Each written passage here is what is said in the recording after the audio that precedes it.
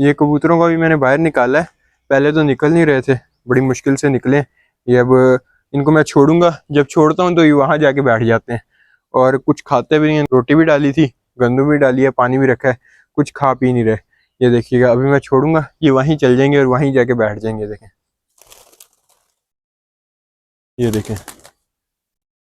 अभी वहीं जाके बैठ जाएंगे और वहीं जाके रोटी भी नहीं खाएंगे, गंदम भी नहीं खाएंगे और पानी भी नहीं पियेंगे। अब आप लोग कमेंट सेक्शन में बताएं कि इन्हें क्या चीज़ देनी चाहिए, इनके लिए क्या बेहतर है।